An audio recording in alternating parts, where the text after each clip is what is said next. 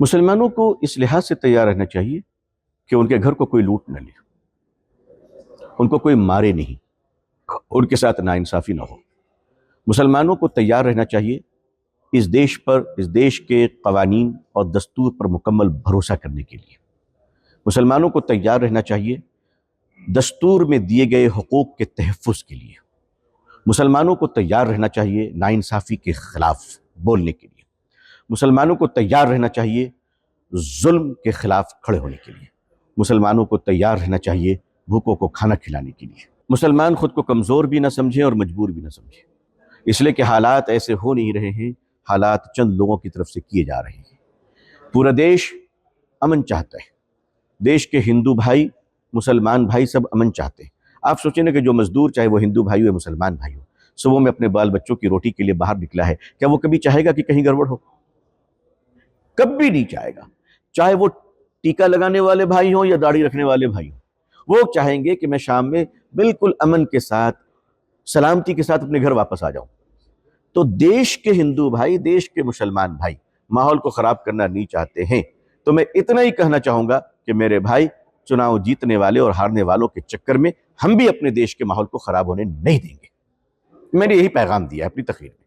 وقف امینڈمنٹ بل ہو سکتا ہو کہ آج کل میں پاس ہو جائے، اگر ہو جاتا ہے تو کیسے ہو؟ میں اپیل کروں گا اپنی حکومت سے، جو چونکہ ملک کی حکومت ہماری اپنی حکومت ہوتی ہے، میں وزیر اعظم صاحب، وزیر داخلہ صاحب سے بڑے احترام کے ساتھ گزارش کروں گا کہ اس بل کو لے کر بہت اختلافات ہیں اور بہت ہی تحفظات ہیں۔ یہ بل مکمل ناانصافی پر مبنی ہے۔ بعض اس میں ایسے قانون ہیں جو کالا قانون کہہ دوں تو شاید غلط نہیں ہوں گے۔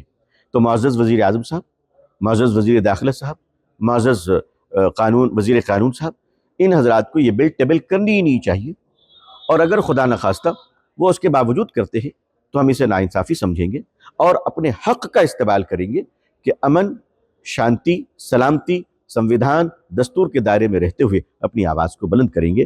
آپ ہماری آواز کتنی مانتے ہیں، نہیں مانتے ہیں، وہ آپ کی مرضی ہے، مگر تاریخ میں لکھا جائے گا کہ ہم بزدلوں کی طرح گھروں پہ بیٹھے ہوئے نہیں تھے، اپنی آواز سنانے کے لیے ہم سڑک پہ آئے تھے۔ لیکن حالات آج کل جو حالات نظر آ رہے ہیں، لوگ جو ہیں راستے پر نہیں آ پا رہے ہیں۔ بہت سارے ایسے فیصلے کرناٹک میں بھی پچھلی حکومت میں ہوئے تھے، لیکن جس طرح سے پروٹیسٹ ہونا چاہیے، مسلمانوں میں پروٹیسٹ کرنے کا وہ جذبہ پہلے کے مقابلے میں کبھی نہیں چاہوں گا کہ مسلمان ہر بات پہ سڑک پہ آ جائے اور لا اینڈ آرڈر کے لیے مسئلہ بن جائے۔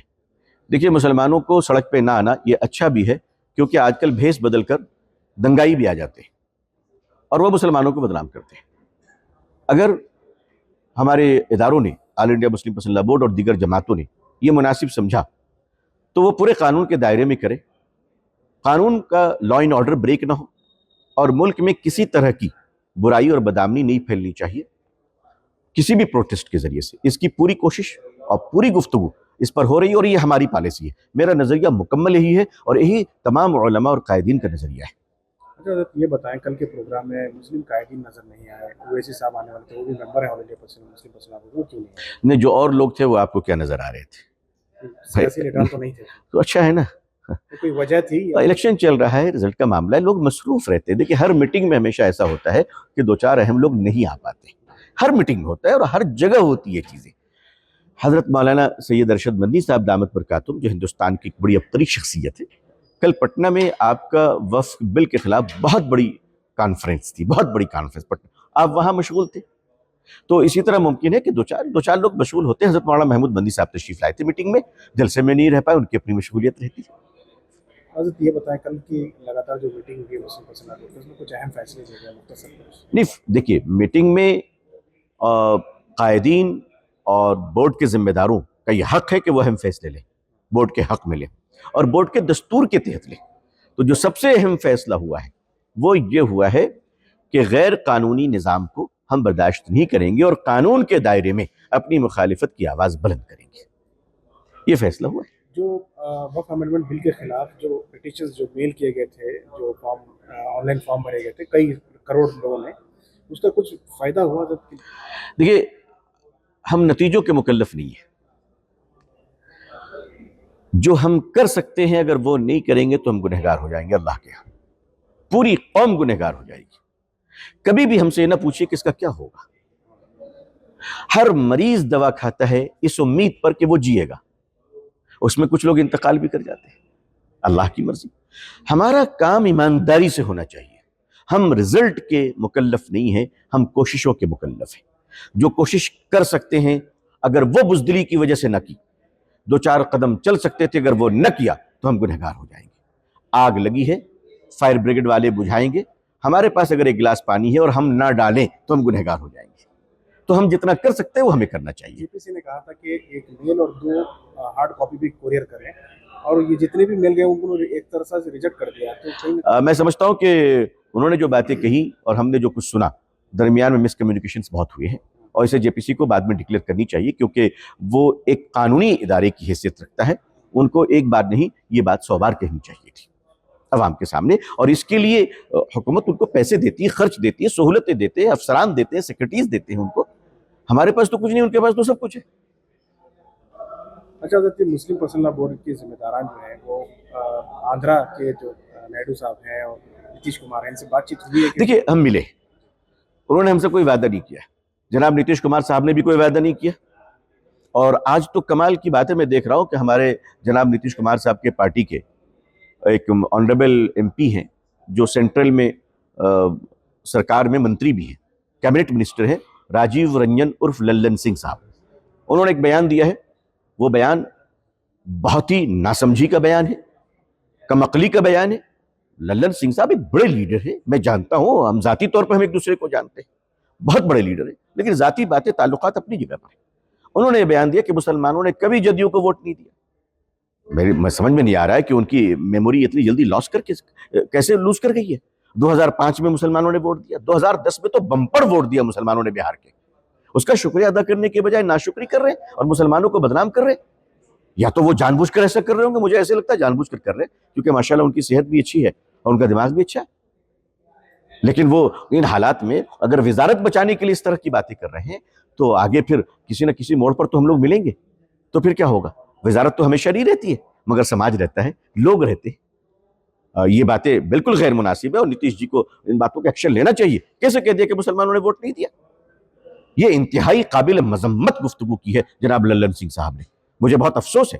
میں ان کا احترام کرتا ہوں، بالکل بڑے بھائی کی طرح ہے، لیکن میں ان کے اس بات کی مذمت کرتا ہوں کہ انہوں نے ہماری قوم کو گالی دی ہے، یہ کہہ کر نہیں کہنا چاہیے تھا ایسی باتیں۔ پورے بہار کے لیڈروں کو اس کا ایکشن لینا چاہیے، اور نتیش کمار صاحب کو بھی ایکشن لینا چاہیے، چاہے اس کی بنیاد پر ان کو استعفیٰ دینا پڑے استعفیٰ دیں، لیکن یہ باتیں بالکل غیر ضروری باتیں ہیں اور غیر اصولی باتیں ہیں۔ بہت شکریہ۔ چھوٹا سا چندر بابو نائیڈو اور نتیش کمار اگر بل کو سپورٹ کرتے ہیں تو کیا اس کا خامیازہ ان کو آنے والے الیکشن میں بھرنا پڑے گا؟ دیکھیے، جو ہمارے سپورٹ میں نہیں، ہم ان کے سپورٹ میں نہیں، نمبر 1۔ نمبر 2، اگر بل پارلیمنٹ میں ٹیبل کیا جاتا ہے اور کچھ لوگ اپوز کرنے کے لیے بائیکاٹ کرتے ہیں، یہ بائیکاٹ جو بہت بڑی نوٹنکی ہے نا بل کو پاس کروانے کی، وہ ہم اچھی طرح جانتے ہیں۔ تو اگر کچھ لوگ بائیکاٹ کرتے ہیں تو ہم بھی انشاءاللہ ایک پرماننٹلی بائیکاٹ کریں گے، جو ہم کر سکتے ہیں وہ ہم کریں گے، سنویدھان اور قانون کے دائرے میں۔ کٹیں گے تو کٹیں گے، جو جملہ چل رہا ہے اس کے بارے میں پتہ نہیں کیسے کہہ دیا بٹیں گے تو کٹیں گے، مطلب مجھے لگتا ہے کہ شاید وہ ہمیں یہ میسج دے رہے تھے اور منی پور والوں کو میسج دے رہے تھے کہ تم لوگ مت بٹو ورنہ کٹ جاؤ گے۔ موب لنچنگ میں لوگ مارے گئے نا بہت سارے، جہاں تہاں ٹرین میں مارے گئے بیچارے، اور پھر ابھی ایک الیکشن میں ایک پولیس والے صاحب نے ایک ہماری بہن پر ریوالور تان لیا۔ تو اصل میں مجھے لگتا ہے کہ مسلمانوں کو یہ کہا گیا کہ بٹو مت ورنہ کٹ جاؤ گے۔ سنبھل کا واقعہ یہ بہت دردناک واقعہ ہے، لفظ مذمت بھی اس کے لیے بہت چھوٹی سی بات ہے۔ 3 معصوم جانیں گئی ہیں۔ میں پوچھنا چاہتا ہوں کہ پہلی سروے تو آپ نے سب لوگوں کو ساتھ میں لے کر کیا، پتھر تو دور کی بات ہے کنکری تک نہ چلی، مسلمان بھی کھڑے تھے، کوآپریٹ کیا انہوں نے۔ تو یہ دوسری سروے آنن فانن میں کیوں کیا گیا اور سب لوگوں کو اعتماد میں کیوں نہیں لیا گیا؟ جو یہ صورتحال پیدا ہوئی، اس کا مطلب کہ آپ یہ صورتحال پیدا کرنا چاہ رہے تھے۔ دوسری بات، ویڈیو میں آپ غور سے دیکھیے کہ جو انسپیکشن کرنے کے لیے جو آئے ہیں، سروے کرنے کے لیے، اس کمیٹی اور جو وکیل صاحب چل رہے ہیں، ان کے پیچھے ایک خاص مذہبی نعرہ سنائی دے رہا ہے۔ ان کو کیا ضرورت تھی آنے کی؟ آپ کو مسجد دیکھتے ہی نعرہ یاد آتا ہے، مسلمان دیکھتے ہی نعرہ یاد آتا ہے۔ ہم کہتے ہیں دھرم پر چلنا ہے، ساری زندگی چلو نا، ہم ہی کو دیکھ کے کیوں چلتے ہو بھائی؟ دھرم تو سب کا پیارا ہے۔ تو وہ نعرہ جو لگ رہا تھا کہیں انہوں نے دنگا تو نہیں پھیلایا, کہ انہوں نے پتھر تو نہیں چلائے جس کا خمیازہ مسلمانوں کو بھگتنا پڑا. نمبر 1. نمبر 2, عدالت اتنی جلدی میں کیوں تھی؟ پٹیشن داخل ہوتی فوراً قبول کیا اور فوراً بھیج دیا, دوسری فریق کو نوٹس تک نہیں دیا, کیوں؟ ایک قانونی طریقے ہوتے ہیں کہ اگر ہمارے ہندو بھائیوں نے اپنا کوئی اعتراض رکھا ہے تو عدالت فریق نہیں ہوتی ہے, عدالت پارٹی نہیں ہوتی ہے. عدالت کیا کرے گی کہ مسلمان بھائیوں کو یا جو بھی لوگ ہیں جو دوسری پارٹی ہے, آپ ان کو پھر نوٹس دیتے کہ آپ بھی اپنا جواب داخل کرو, یہ بھی موقع نہیں دیا گیا. تو جج صاحب اتنی جلدی میں کیوں تھے؟ اس کا حساب کتاب تو معزز سپریم کورٹ کو کرنا چاہیے کہ یہ کہیں پلاننگ وے میں دنگے تو نہیں کروائے گئے, کہ مسلمانوں کو مارا تو نہیں گیا. قانون لا اینڈ آرڈر مینٹین کرنا یہ پولیس کا کام ہے. میں یہ عرض کرنا چاہوں گا, پتھر نہیں چلنا چاہیے کسی بھی طرف سے, اور ہر حالت میں پولیس لا اینڈ آرڈر اور قانون کے ساتھ ہمیں کھڑا رہنا چاہیے.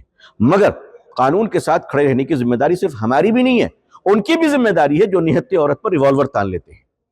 قانون کی وردی پہن کر ان کی بھی ذمہ داری ہے کہ وہ بھی قانون کا سمان کریں. بہت شکریہ. سر ایک فائنل کوشچن سر, کل ایس پی نے میڈیا سے بات کرتے ہیں جو بھی ایف آئی آر ہوگا ان کو یہ نہیں سکتا قانون لگا کے کارروائی کی. دیکھیے, قانون میں جو گنجائشیں ہیں, جو لوگ غلط کرتے ہیں, میں اس کے بیچ میں نہیں آنا چاہتا. یہ تو عدالت طے کرے گی, جب بات عدالت میں جائے گی تب پتہ چلے گا. تو کس پر لگتا ہے؟ صرف مسلمانوں پہ لگتا ہے. ہم نے ایک ڈی ایم صاحب کی آڈیو سنی تھی مدھیہ پردیش کی, کہ ایک ہندو بہن کہہ رہی ہے کہ میرے بیٹے کے قاتل کے گھر کو تم نے بلڈوزر سے کیوں نہیں توڑا؟ تو وہ کہتے ہیں کہ بلڈوزر سے صرف مسلمانوں کا گھر توڑا جاتا ہے. ہم شکر گزار ہیں سپریم کورٹ کے کہ انہوں نے اس لا قانونیت پر روک تھام کی. تو آپ نیشنل سیکورٹی ایکٹ اور اس طرح کے قانون آپ کس پر لگاتے ہیں؟ آپ ان دنگائیوں پر بھی لگائیے جو سروے کرنے والے لوگوں کے پیچھے جو نعرے لگا رہے تھے وہ وہاں کر کیا رہے تھے. یہ سوال اٹھتا ہے.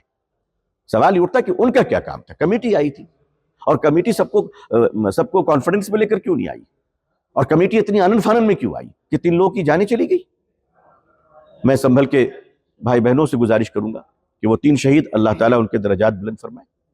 میں کہوں گا کہ پولیس کے ساتھ, عدالت کے ساتھ کوآپریٹ کریں, سہایتا کریں اور امن کو برقرار رکھیں. اور صرف سنبھلی میں کیوں, پورے ہندوستان میں اللہ امن کو قائم رکھے اور سکون کا ماحول رہے. آمین. ہندو بھائی بھی خوش رہیں اور ہم مسلمان بھائی بھی خوش رہیں.